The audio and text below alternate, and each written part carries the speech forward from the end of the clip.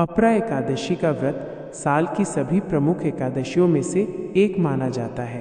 अपरा एकादशी भगवान विष्णु को समर्पित है।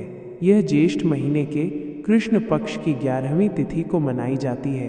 भक्त इस दिन व्रत रखते हैं। माना जाता है कि इस व्रत से मोक्ष की प्राप्ति होती है।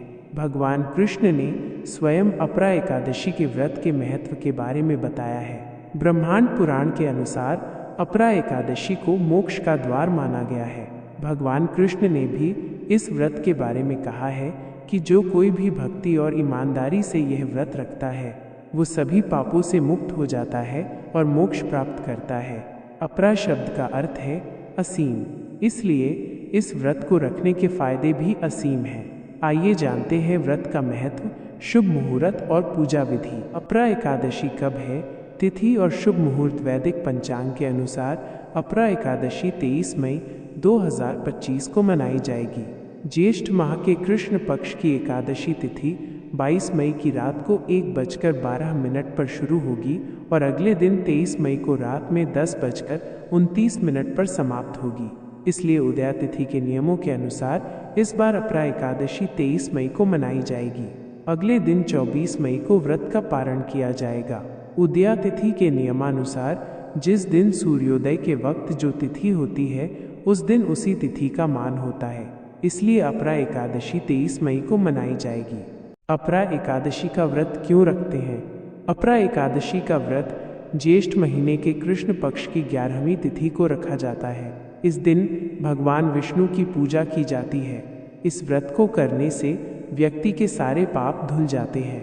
भगवान कृष्ण ने युधिष्ठिर को इस व्रत का महत्व बताया था। उन्होंने कहा था कि इस व्रत को करने से ब्रह्महत्या जैसे अपरा एकादशी व्रत के कई लाभ बताए गए हैं। ऐसा माना जाता है कि इस व्रत को करने से कई जन्मों के पाप नष्ट हो जाते हैं। यह भी कहा जाता है कि इस व्रत को करने से धन और समृद्धि की प्राप्ति होती है। अपरा एकादशी की पूजा विधि। एकादशी के दिन सुबह ब्रह्म मुहूर्त में उठना चाहिए। स्नान करने के बाद उठते हुए सूर्य को जल अर्पित करें। सबसे पहले घर के मंदिर में गणेश जी की पूजा करें। इसके बाद भगवान विष्णु और लक्ष्मी जी की पूजा शुरू करें। भगवान विष्णु और लक्ष्मी जी का दक्षिणावर्ती शंख से अभिषेक करें। उन्हें पीले वस्त्र और फूलों से सजाएं। पूजा सामग्री अर्पित करें। माखन, मिश्री और मिठाई का भोग तुलसी के साथ लगाएं। धूप दीप जलाएं और आरती करें। ऊ नमो भगवते वासुदेवाय मंत्र का जप करें। भगवान के सामने एकादशी व्रत करने का संकल्प लें। पूजा के बाद प्रसाद बांटें। एकादशी व्रत में पूरे दिन कुछ नहीं खाना होता, लेकिन जो लोग भूखे नहीं रह सकते वे फल खा सकते हैं। दूध और फलों का रस भी पी सकते हैं।